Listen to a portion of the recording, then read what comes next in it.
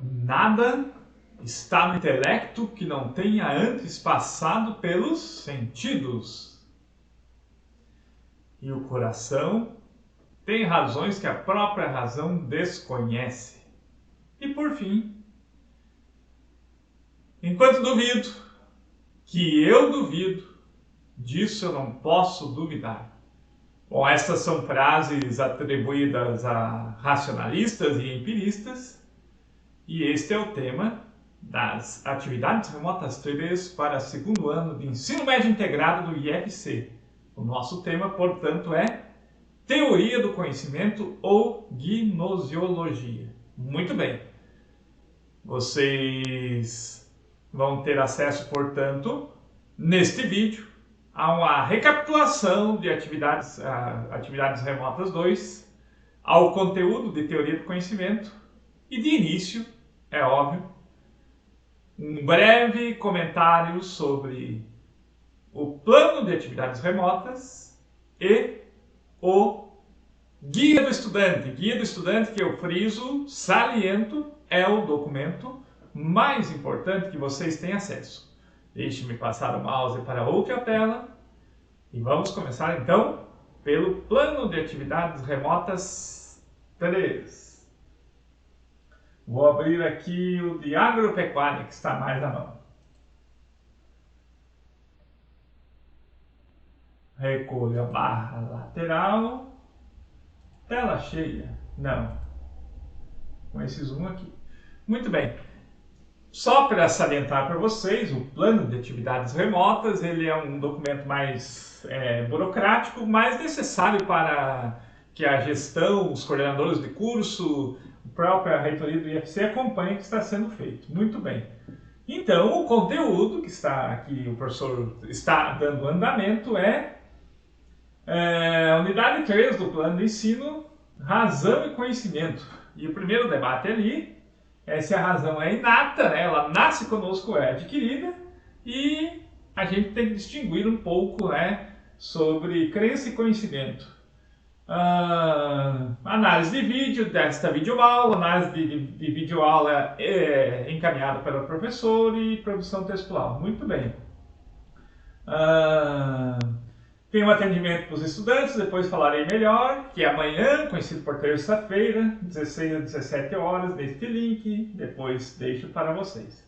Muito bem, esse então é o plano de atividades remotas 3 para a filosofia para segundo ano. É um documento um tanto quanto mais burocrático, estará anexado no SIGA, caso vocês queiram acompanhar. Vamos então àquele que é o documento de maior importância para todo e qualquer estudante, para que ele se localize no tempo, no espaço e no que ele precisa fazer. Muito bem, vamos lá. Estou abrindo aqui, recolhi a barra lateral. Olha, o Bacon veio ver a gravação da videoaula. O Bacon é o Francis Bacon, meu cachorro. Tudo bem aí, Bacon? Muito bem. Material de acesso obrigatório. Lá no SIGA de vocês, quando vocês forem olhar, aqui vai ter o link para esta videoaula que vocês estão assistindo hoje, dia 3 de agosto de 2020, mais conhecido por segunda-feira. Então vai ter o link, por enquanto não tem o link porque a aula está sendo gravada agora, 9 horas e 53 minutos em videira, e ela vai ao ar somente às 14 horas e 45 minutos. Então vai ter o link, caso você precisa ver, rever a aula, rever o que o professor explicou, etc. Além desta videoaula do professor, há um outro material de acesso obrigatório no YouTube, que é um vídeo chamado Teoria do Conhecimento, uma introdução. Trata-se de um vídeo de 15, 16 minutos, que se faz muito importante para que vocês ampliem o conhecimento de vocês nisso que o professor está tratando. Então, vocês vão acessar também esta videoaula aqui, chamada Teoria do Conhecimento, uma introdução. Muito bem, a avaliação. O professor, então, planejou aqui algo que eu acho importante para que vocês dominem alguns conceitos, se apropriem de alguns conceitos e também façam uma reflexão sobre esses conceitos. Então, Vocês vão ter que pesquisar lá o conceito de gizionologia, né? Aliás, está errado aqui, gizionologia. Depois eu vou consertar. Dogmatismo, ceticismo, empirismo e racionalismo. Por fim, escreva um texto argumentativo sobre a relação entre verdade, certeza e opinião na construção do conhecimento. Então você vai fazer essa pesquisa e depois, relacionado a este tema de teoria do conhecimento, você vai ver o que é importante. Será que a opinião ela mais atrapalha ou mais colabora para construirmos conhecimento? E a certeza? Será que a certeza é o mesmo que a opinião, mesmo que verdade? Contribui ou atrapalha a construção do conhecimento? Então você vai lá no seu entendimento fazer uma análise, né, argumentativa sobre qual é o papel da verdade, da certeza e da opinião na construção do conhecimento. Por fim, nos siga, a nossa plataforma oficial.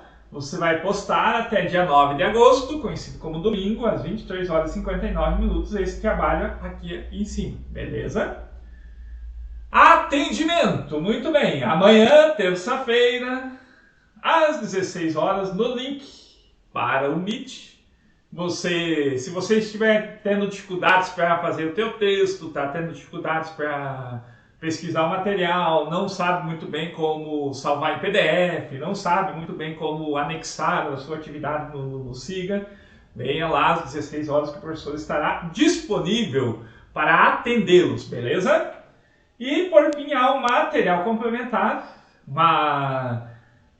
Há uns 4 dias eu fiz um vídeo de 12 minutos sobre o conteúdo da aula a partir de uma questão do Enem que caiu em 2012, racionalismo versus empirismo, Descartes versus Hume. Está disponível nesse link. Vai ser muito importante você olhar como o Enem, por exemplo, cobra esse conteúdo que o professor está dando e também tem uma análise bastante filosófica sobre essa questão. Então, esse é o material de melhor importância para vocês estudantes. Por quê? Porque aqui você se localiza no tempo, você se localiza no espaço, nem que seja ele virtual, e você se localiza no campo do fazer. O que você precisa fazer com atividades remotas 3 em filosofia do professor Sérgio? Muito bem. Ponto final aqui na primeira parte desta videoaula, que é os documentos que a gente precisa ter acesso. Recapitulação. Deixa eu só erguer minha cadeira aqui porque ela não me aguenta mais em cima. Beleza, agora ficamos na altura boa. Nessas atividades remotas 2, o professor se dedicou um bom conteúdo a vocês entenderem essa questão que nós vamos abordar hoje a partir do tempo e do espaço. Qual que era o tempo? O tempo era o renascimento, né? E o espaço é a Europa, dado que nós estávamos falando do século XV, portanto ainda a gente não poderia falar disso que a gente chama de continente americano. Para o Renascimento, aquela crítica radical aos valores morais, aos valores políticos, aos valores epistêmicos da Idade Média, foi muito importante, por exemplo, aquilo que o professor tratou lá por saber poder. Saber poder significa que o saber ele tem uma função específica que não é agradar a Deus ou fazer o bem para a natureza. Saber significa poder, ou seja, ter domínio sobre a natureza e domínio sobre outros povos. Então, o saber ele deixa de ser contemplativo e passa a ser pragmático. Ele passa a ser um saber-poder. Para a gente chegar nesse saber-poder, a gente passou por algumas etapas. Por exemplo, a crise da física do tipo aristotélica. A crise da física significava o quê? Que aquele modelo de cosmos, aquela visão de mundo dos medievais, né, que concebia a Terra parada, determinando o movimento dos demais corpos celestes, que concebia a queda dos corpos em função da sua massa, ela foi refutada, ela foi comprovada de que estava errada, né, por Copérnico, Nicolau Copérnico. Então, portanto, um conceito importante, Revolução Copernicana, foi negada por Galileu Galilei, que comprovou empiricamente, ou seja, na prática, que a teoria de Copérnico estava certa, Giordano Bruno, etc. Né? Muito bem. Então, a crise da física do tipo aristotélica. As grandes navegações, a gente sabe que nesta época, né, no século XV, início do século XVI, que os europeus, em tese, chegam à América. Eles já tinham estado aqui, é verdade, mas eles fazem um registro, né, formal da posse da terra na América, e encontram aqui os povos nativos, com os quais não travam uma relação de amizade, mas de domínio, saber é poder. E nesta disputa de guerra, né, a pólvora se faz muito importante. O conhecimento sobre pólvora se faz muito importante. O conhecimento sobre navegação se faz muito importante. E o domínio dos povos nativos. É verdade que os nativos comiam alguns europeus, né? Antropofagia, se vocês não ouviram falar nisso, é muito importante. Que eram os ritos canibalescos, né, canibais dos nativos na guerra. Mas isso é só um detalhe, né? Então, tudo isto, grandes navegações, invenção da imprensa, saber poder, crise da física, etc., criam condições de possibilidade de uma nova teoria do conhecimento. E este, então, é o conteúdo novo para atividades remotas 3, a gnoseologia ou teoria do conhecimento. Mas para a gente entrar nesse conteúdo, portanto, indo para o terceiro momento deste vídeo, eu vou convidá-los a analisar um vídeo aqui de 8, 9 minutos, que serve tanto para recapitular o conteúdo anterior, como para nos situar no conteúdo que está chegando. Então, deixa eu dar um clique aqui e torcer para que a internet funcione.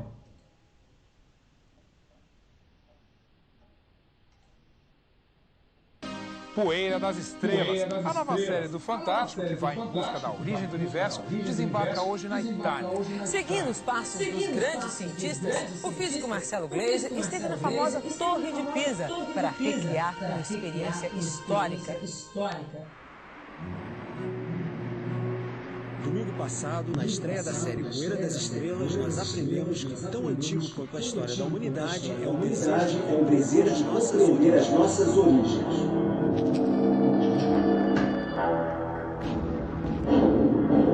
De onde viemos? Como surgiu o universo? E o nosso planeta? Como nasceu?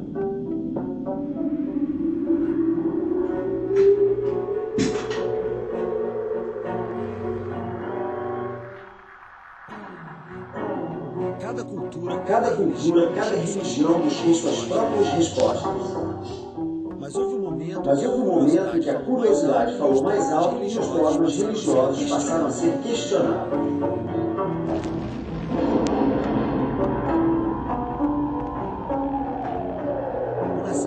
O nascimento da ciência é o tema do capítulo de hoje.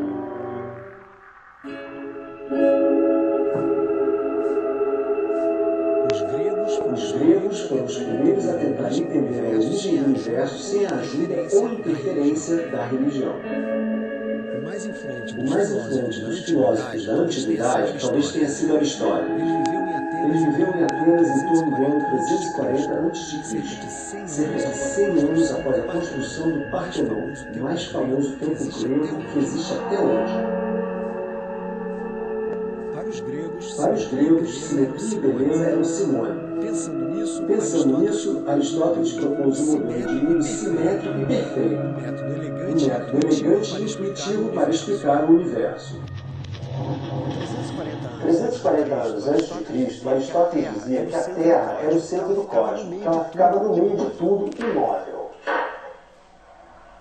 O Aristóteles dividiu o cosmos em duas partes. No centro de tudo estava estava a Terra. Depois vinha a primeira órbita, que era a órbita da Lua, a que dividia o cosmos em duas partes. Acima da Lua vinha Mercúrio, Vênus, o Sol, Marte, Júpiter, Saturno e finalmente a órbita das estrelas. Segundo Aristóteles, a Lua, os planetas e as estrelas seriam feitos de uma substância misteriosa, imutável, que ele chamou de éter ou quintessência. Da Lua para baixo, as coisas seriam compostas dos 4 elementos: terra, água, ar e fogo. E aqui sim poderia haver transformações, quando os elementos estivessem fora de seu lugar natural. Era assim que Aristóteles explicava a gravidade. Segundo ele, uma pedra cai do céu para a terra porque seu lugar é no chão. Aristóteles também concluiu que quanto mais pesado o objeto, mais rápido ele vai ao solo. Certo? Errado. Essa primeira explicação errada de Aristóteles sobre a gravidade sobreviveu por 1800 anos. Só foi questionada durante a Renascença na Europa. As teorias de Aristóteles foram aceitas durante tanto tempo não só porque eram avançadas demais para a época, mas também porque, com o passar do tempo, a Igreja destruiu um poder sem precedentes na história. As teorias religiosas para a origem do mundo reinaram durante quase 2 milênios.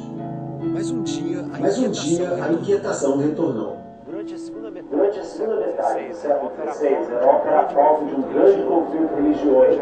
A Igreja Católica se sentia ameaçada pelo avanço dos protestantes. E o Vaticano não via com bons olhos ideias contestadoras. Ao mesmo tempo, alguns pensadores começaram a questionar o modelo de universo proposto por Aristóteles, que dizia que a Terra era o centro de tudo. A situação era bastante explosiva. O primeiro desses pensadores a duvidar das ideias de Aristóteles foi Nicolau Copérnico, nascido na Polônia. 100 anos antes da invenção do telescópio, Copérnico teve a coragem de afirmar que não era o Sol que girava em torno da Terra, mas o contrário. A Terra é quem gira em torno do Sol. Ele morreu em 1543, sem saber do impacto que suas ideias provocariam em tempos tão turbulentos. A ousadia de Copérnico foi contagiante.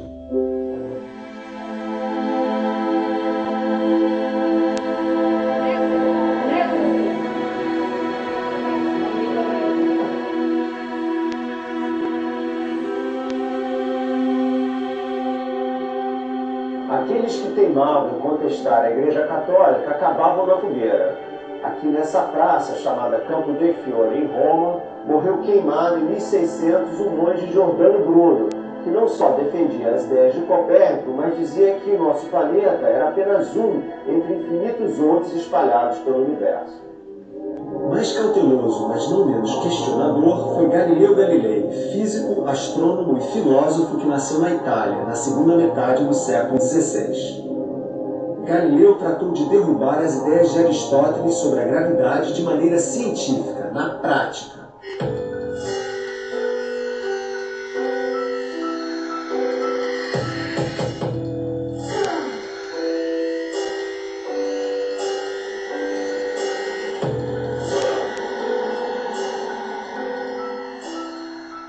Torre de Pisa.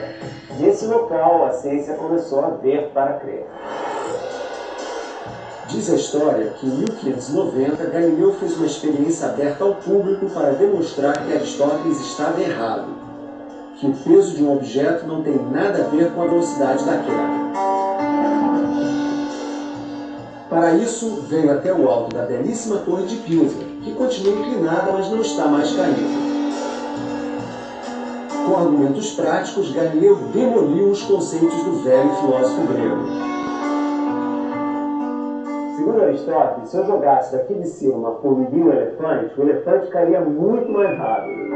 Os gregos antigos não faziam experimentos para testar suas ideias. E essa é a marca da ciência. Ideias devem ser sempre testadas antes para serem aceitas depois. Galileu foi o pioneiro do que se conhece hoje como método científico.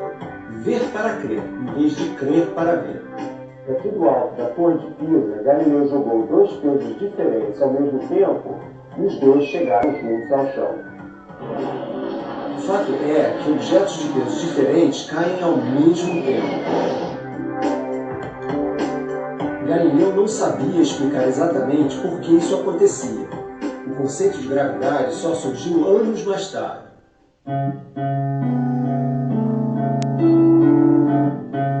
Nascido em Pisa, foi em Florença que Galileu passou grande parte de sua vida. Aqui, ele não se contentou em estudar apenas a queda dos corpos. Já fazia algum tempo que ele estava intrigado com uma nova invenção de grande potencial militar, o telescópio. Galileu havia tido uma ideia tão simples quanto genial: apontar pela primeira vez na história um telescópio para o céu. O que ele viu foi um cosmo muito diferente daquele de Aristóteles. A nossa Lua e suas crateras, o planeta Júpiter e suas luas, os anéis de Saturno. Um cosmo que tinha muito mais a ver com o modelo de Copérnico, com o Sol no centro e a Terra girando à sua volta, do que com o cosmo antiquado de Aristóteles. O problema de Galileu era que a Igreja Católica defendia o modelo aristotélico, em que a Terra era o centro de tudo. Galileu, devido à sua insistência de que o Sol era o centro do sistema solar, acabou tendo sérios problemas com a Igreja. Foi condenado em 1633 pela Inquisição e teve que passar o resto da vida em prisão domiciliar.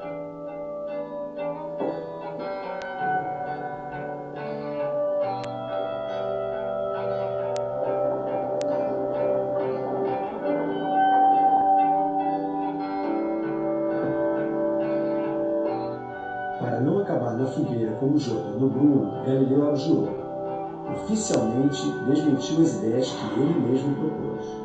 Só 95 anos depois da sua morte é que Galileu foi enterrado como cristão, aqui, na igreja de Santa Croce, em Florença, junto a Maquiavel, Dante, Michelangelo e outros grandes nomes italianos. Mas Galileu acabou rindo por último. Sua obra espalhou-se pela Europa, acelerando a revolução científica que deixou Aristóteles para trás. A Igreja Católica só retratou-se em 1992, quando o Papa João Paulo II lamentou o tratamento dispensado ao grande astrônomo italiano. Galileu passou seus últimos anos morando aqui, nessas colinas, em Florença. Ele não foi o inventor do telescópio, mas foi o primeiro a ter a ideia de apontar um para os céus. E o que ele viu mudou para sempre a nossa concepção do universo. No próximo capítulo, a relação conturbada de dois gênios da ciência, Kepler e Brahe. Em Praga, o berço da nova astronomia.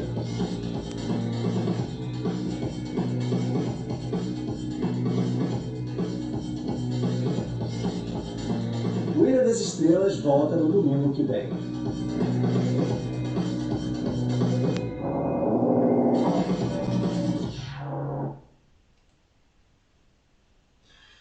Muito bem, senhores, este vídeo é uma reportagem do Fantástico, deve ter ido ao ar há uns 10, 12 anos atrás, mas é um conteúdo, como eu disse para vocês, que permite a gente retomar o conteúdo anterior e nos colocarmos diante do conteúdo destas atividades remotas número 3.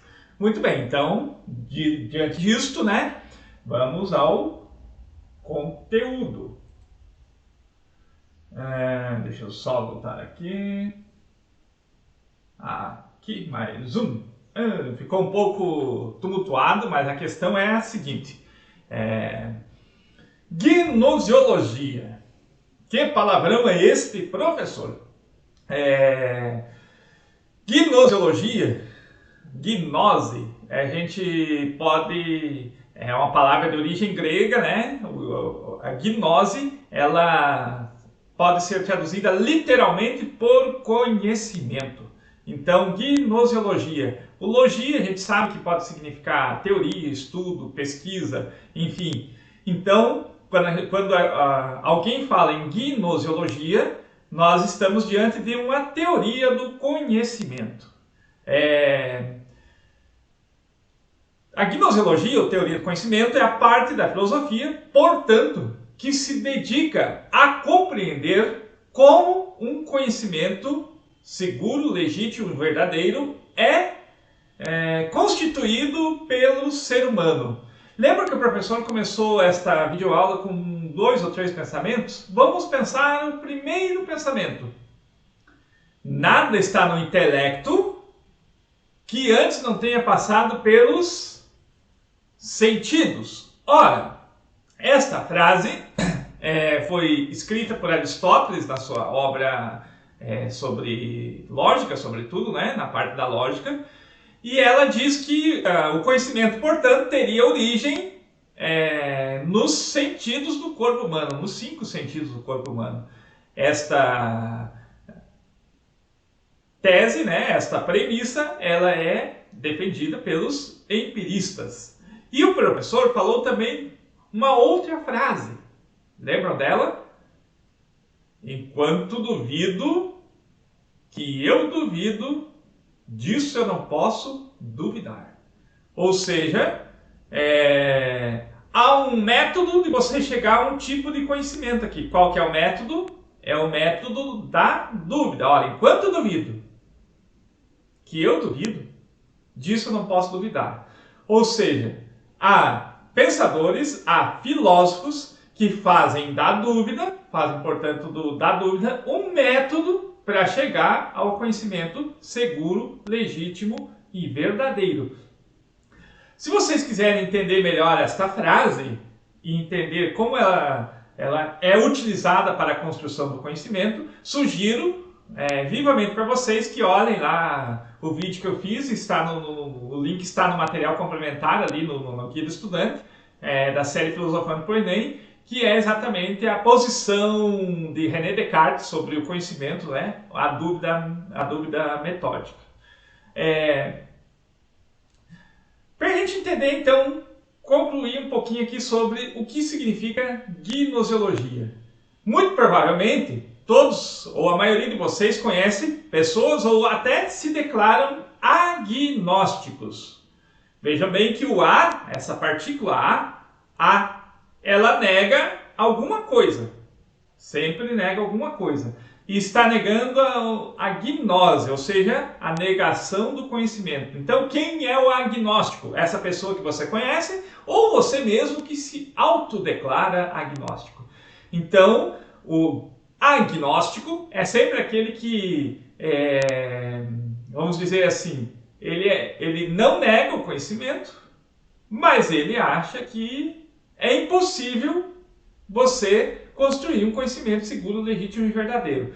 Pode até ser que lá no mundo existam objetos a ser conhecidos, mas a minha condição humana não permite que eu conheça. Portanto, eu nego o conhecimento, eu sou um agnóstico. Geralmente, os agnósticos, eles tomam essa posição muito mais em relação a Deus do que ao próprio conhecimento. Então, por isso, para a gente entender, né, que gnoseologia é a parte da filosofia que se dedica a entender a questão do conhecimento. Ora, a gnoseologia como tal, ela tem um tempo e um espaço bem marcado para o seu nascimento. A gente pode dizer que existem questões acerca do conhecimento desde a filosofia antiga, com Platão, com Aristóteles, os medievais. Mas são os modernos, aqueles que estão então no início do século XVI, portanto, bebem daquela disputa que estava no vídeo Poeira das Estrelas, daquela disputa entre uma física correta, uma física errada, entre o dogmatismo da igreja e a busca pelo conhecimento empírico da ciência. Então, este é um tempo, né? O século XVI. O espaço, novamente, é a Europa do século XVI. Mas é óbvio, professor, nós estamos na América. É evidente, mas nós somos colonizados, né? Nós bebemos dessa teoria do conhecimento até hoje. Exemplo, alunos de agropecuária, muito mais empiristas, muito mais ligados aos sentidos, ou seja, tem que ir na prática, entender como funciona uma lavoura, como funciona uma criação de animais, etc. observar os processos químicos que acontecem em determinados defensivos agrícolas, etc. Então, portanto, são muito mais empiristas, muito mais ligados à física e à química. Aí a gente vai para os colegas da informática, né? Vamos encontrar ali programação, vamos encontrar ali os algoritmos,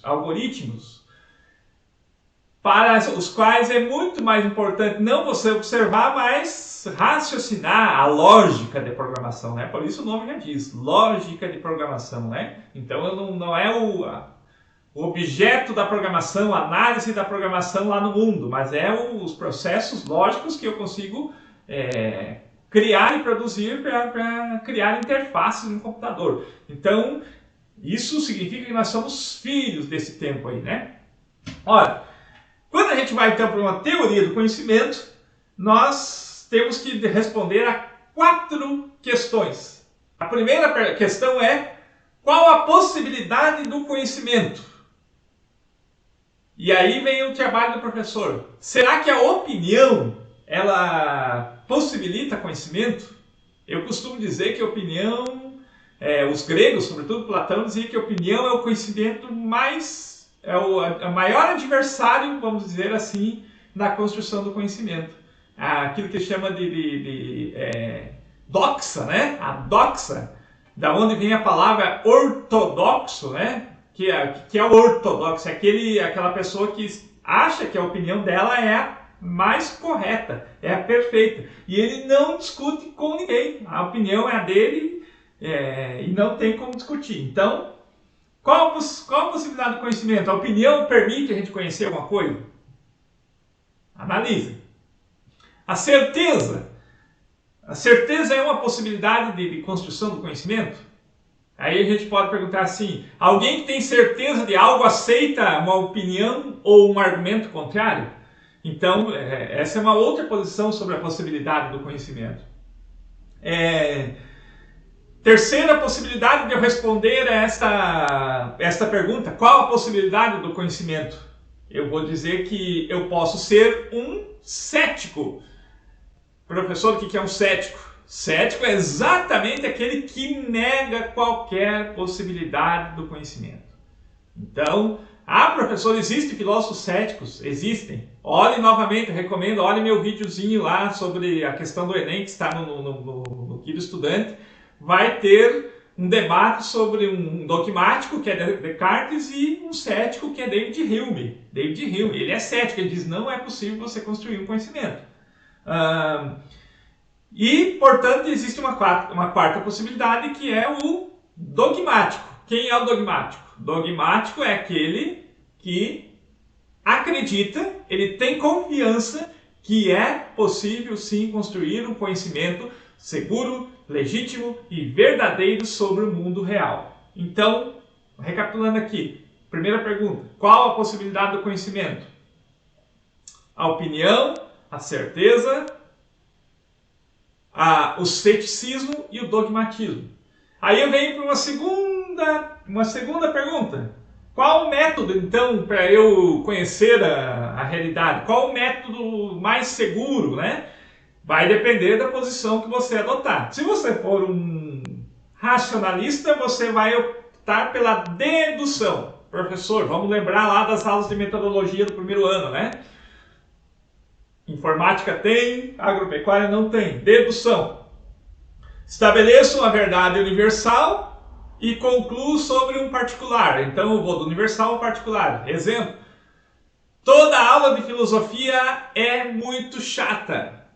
Estou numa aula de filosofia, portanto é uma aula muito chata. Segundo exemplo: todo homem morre. Uma ideia geral. Dedução: professor Sérgio é homem, logo o professor Sérgio morre. Então, dedução. Indução: toda água a 100 graus Celsius ferve. Tomando chimarrão aqui, ó, serve até para me dar um exemplo. Esqueci a minha água lá lembrando que a boa água para o mate 73, 74 graus Celsius, né, para não ter problemas de saúde. Esqueci a minha água, né, estava preparando aqui o roteiro da videoaula e ela chegou a 100 graus Celsius e ferveu. Tem uma experiência. O pessoal da agropecuária foi fazer um experimento num suíno, num porco. Veio as vísceras do porco. Tiveram que carnear o porco, infelizmente, né? Infelizmente tiveram que carnear o bicho, tirar o pelo do bicho. Como que a gente faz para tirar pelo de porco da forma mais comum? Água fervendo a 100 graus Celsius. Aí o sujeito resolveu fazer um ensopado das vísceras do porco. Que horror, né? Para quem não come carne, como eu que estou abdicando da comida de carne, que horror. Aí teve um problema lá de indigestão. Chazinho de boldo chileno, que tá aqui a folhinha, ó. Vamos ver a folhinha aqui, ó. Tá aqui a folhinha, ó. Tá aqui a folhinha de boldo chileno. Precisei água a 100 graus Celsius de novo para fazer o chazinho. Então, veja bem, eu tenho experiência do chimarrão, eu tenho experiência da carneação de porco, tenho experiência do chazinho de boldo. Ora, então, água a 100 graus Celsius ferveu na primeira situação, na segunda situação e na terceira situação. Eu faço um salto indutivo. Vou dos particulares e tiro uma conclusão geral. Toda água a 100 graus Celsius, sob determinadas condições, ferve. Então, vejam bem, fui ao contrário da dedução, fui do particular ao geral. E aí eu vou dizer, mas eu tenho intuição. Muito bem, intuição, segundo Platão, é a melhor forma de conhecer, mas eu sugiro então que vocês têm que olhar o documento, o vídeo lá, Introdução à Teoria do Conhecimento, que fala sobre a intuição em Platão. Terceira pergunta, professor, qual o instrumento humano, né? Ou essa é a grande pergunta do pessoal da teoria, qual o instrumento humano que permite o conhecimento seguro, legítimo e verdadeiro? Empiristas, os órgãos dos sentidos, aquilo que eu vejo, aquilo que eu ouço, aquilo que eu sinto o cheiro, aquilo que eu sinto o sabor, o paladar e aquilo que eu tateio. Lá na construção do conhecimento, em ciência, eu vou ter microscópios para intensificar o órgão do sentido do olhar, eu vou ampliar minha visão, enfim, tudo isso está ligado ao empirismo. Então, qual é o instrumento para o empirista? Os sentidos. Qual o instrumento para os racionalistas? É a operação lógica racional. E aí, será que as opiniões e as certezas, trabalhinho que nós temos que desenvolver, elas atrapalham ou favorecem a construção do conhecimento seguro, legítimo e verdadeiro? Isso vocês vão ter que discutir. Por fim, quarta questãozinha. Quando eu trato de uma teoria do conhecimento, qual é o objeto do conhecimento? É a realidade, isso que meus olhos veem, que meus ouvidos ouvem, que meu nariz cheira, que minha boca sente o paladar, isso que eu tateio? Ou é a essência da coisa? Aquilo que os sentidos não podem perceber. Vai depender novamente da sua posição. Você é mais racionalista ou mais empirista? Mas isto é uma questão que você precisa resolver quando você está tratando de teoria do conhecimento. Então, só para a gente fechar aqui, racionalismo, então, portanto, vamos adiante um pouquinho, argumenta que a obtenção do conhecimento científico se dá por ideias inatas. O que são ideias inatas? Aquelas que nascem com o sujeitinho, nascem com o sujeito, que seriam pensamentos existentes no homem desde a origem, que nos tornariam capazes de intuir ou deduzir as demais coisas do mundo. Como, por exemplo, recapitulando o exemplo que eu dei, toda aula de filosofia é chata pra caralho. Esta é uma aula de filosofia, portanto ela é muito chata. Todo homem morre. O professor Sérgio é homem, logo o professor Sérgio morre. Então eu estou fazendo um processo de dedução aqui de ideias lógicas que existem na nossa mente. Então, esse seria o fundamento de toda a ciência. Ele tem os representantes, não vamos entrar nesta parte. E por fim, o empirismo. Para o empirismo, é a experiência, é a base de todo conhecimento científico, ou seja, adquire-se sabedoria através da percepção do mundo externo. Ou então do exame da atividade da nossa mente, que abstrai a realidade que nos é exterior e as modifica. Daí o empirismo de caráter individualista, pois o tal conhecimento varia de percepção, que é diferente de indivíduo para indivíduo. Para a gente ir concluindo então, né? Para o empirista, nós somos uma tábula rasa. O que é uma tábula rasa, professor? Seria como uma folha em branco. Ao nascermos, somos uma folha em branco. E com o decorrer do tempo, vamos, através da experiência,